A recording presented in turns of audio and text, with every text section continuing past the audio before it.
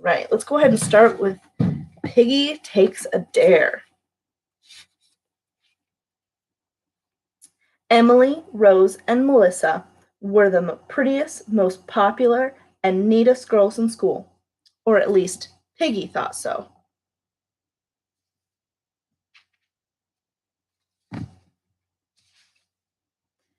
Emily, Rose, and Melissa all had the best outfits. Sometimes they came to school wearing the same color. Sometimes they all wore the same hairstyle. And they always sat together at lunch. They liked to sit by themselves and talk about the other kids.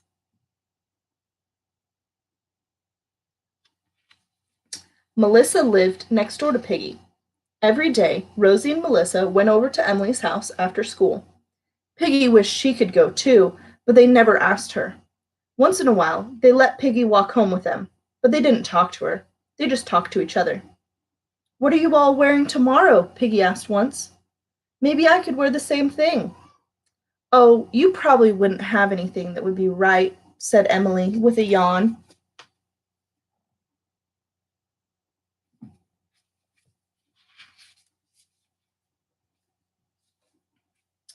"Why do you want to be friends with them?" Skeeter asked Piggy one day at lunch.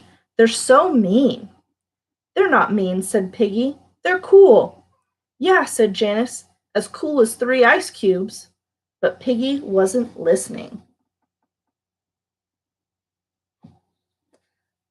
That very day, she decided to do something brave. She walked right over to Emily.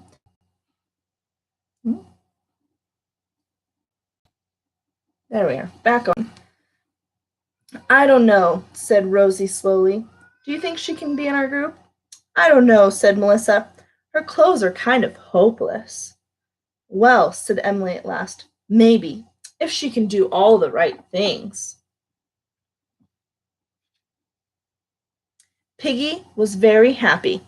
She was going to be in the cool group. She would sit next to them at lunch and everything. "What do I have to do?" she said eagerly.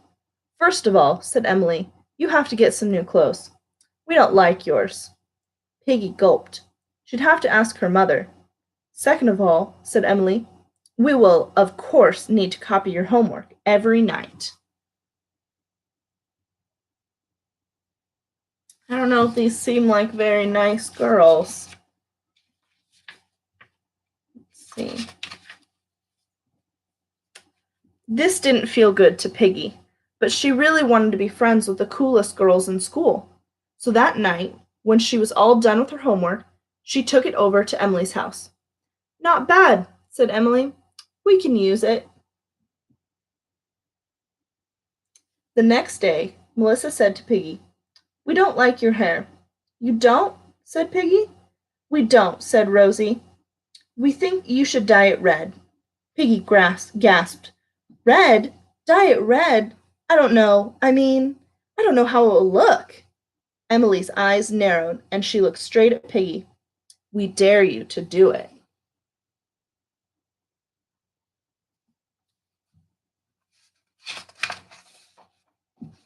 The next morning, Piggy slipped into her seat as the bell was ringing. She wore a kerchief on her head. "Piggy, what happened to your hair?" Skeeter whispered to her. Piggy blushed as red as her hair. "It was supposed to be really light," she whispered. "It was supposed to wash right out. I look so awful, and my mom is really mad." Emily looked at her from across the room and grinned. At lunch, Emily, Rosie, and Melissa let Piggy sit with them. All her old friends were looking at her and shaking their heads, but Piggy was at last sitting with the prettiest, coolest girls at school.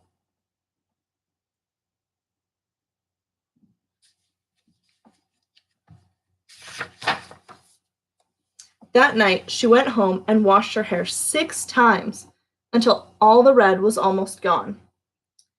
"Piggy," "Piggy," said Emily on the way to school the next day, "we've been thinking. We want you to be our friend, but you'll have to do one more thing." "What is it?" Piggy asked with dread. "Oh, don't even ask her, Emily. She won't do it," said Rosie. "She's probably too chicken," said Melissa. Piggy had sort of a cold feeling in her stomach. It was a bad feeling. "What is it?" she said again. "Well," said Emily slowly, "you know Mrs. Pritchett, who lives in that ugly old house at the end of the Oak Street?" "Kind of," said Piggy. She knew which house it was anyway. It was way at the end of a dead-end street. The gate flapped in the wind, and the paint was peeling off. "Well, Mrs. Pritchett yelled at Rosie just for breaking her window with a rock by accident. We hate her. She's a witch, and her house is haunted." "So what do I have to do?" Piggy asked nervously. "You have to go up to her house and paint 'Mrs. Pritchett is a witch' on her front door," said Emily. "It's what she deserves."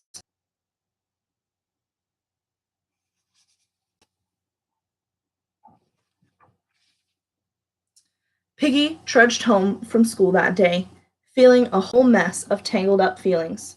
She didn't feel good about painting awful words on somebody's door, but she wouldn't get to be with Emily, Rosie, and Melissa if she didn't take the dare. She would just have to do it.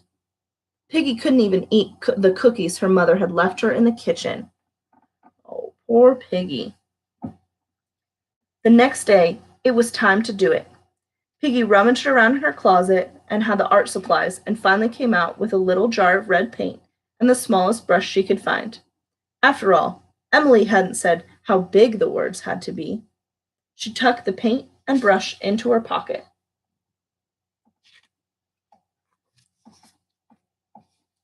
Piggy walked toward Oak Street, praying that she wouldn't run into Skeeter. She didn't want Skeeter to ask her what she was doing. At last she was there. The house was even scarier than she remembered. What if Mrs. Pritchett really was a witch? She thought about going home and forgetting the whole thing. But then she remembered Emily's dare. She couldn't back out now. She took a deep breath and marched toward the house.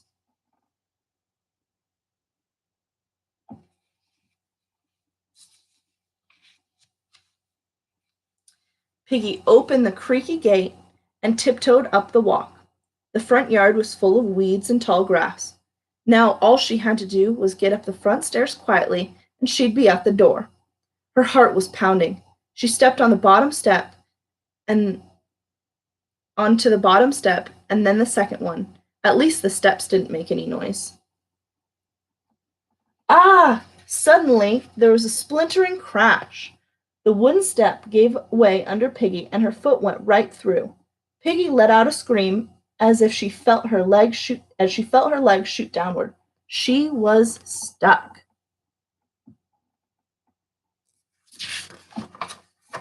Before Piggy could get herself unstuck, the front door opened. Standing in the doorway was Mrs. Pritchett. "Oh, my stars!" she gasped.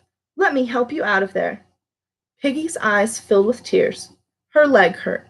And what if Mrs. Pritchett really was a witch? Maybe she was just pretending to be nice. And when she got Piggy in her clutches, it was too awful to think about. Mrs. Pritchett came rushing down the stairs and gently helped Piggy free her leg. "I knew I should have gotten that step fixed," she said to herself, more than Piggy. "I knew it." "No, it's my fault," said Piggy. "No, no, dear," said Mrs. Pritchett, blowing her enormous nose in her handkerchief. "Of course it's not your fault. It's just that everything needs fixing, and I'm all alone here."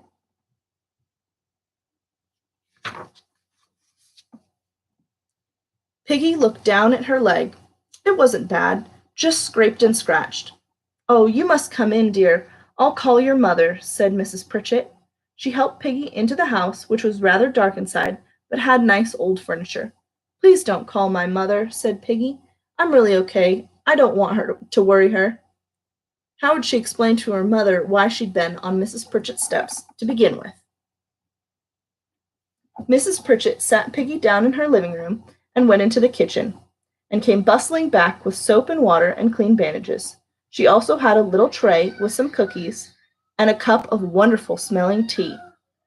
"It's raspberry tea," she said. "It makes you feel much better."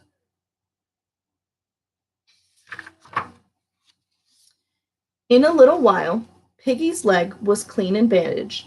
She had drunk all her. By the way, why were you coming to see me anyhow? Piggy didn't know what to say. I I made a mistake, she said quietly at last. Yes, I suppose you wanted the house right next door, Mrs. Pritchett said. There's some children there, I think. Please stop by another time, though. Now go and find your friends. Mrs. Piggy thanked Mrs. Pritchett. When she got to the front gate, she waved at the old lady. On the way home, she thought, yes, I will go and find my friends, my real friends. Piggy was happy to find Skeeter at home doing homework with Janice. They smiled when they saw her. Thought you had new friends now, said Skeeter. No way, said Piggy. She plopped down in the chair. Skeeter, did you ever take a dare? Said Skeeter. Taking dares is dumb. I do what I want to do, not what somebody else dares me to do. I took a dare once, said Janice. My big brother dared me to eat some pepper. Boy, was I sorry. I'm never taking a dare again. You know what, said Piggy. Tomorrow at school, I'm going to tell Emily, Rosie, and Melissa that they can just keep their friendship. They're bad friends. That's a good idea, said Skeeter. I think you should do it. In fact, I dare you to do it. And then she laughed and ducked the pillow that Piggy had thrown at her. The end. What did you think about Piggy Takes a Dare? Would you take a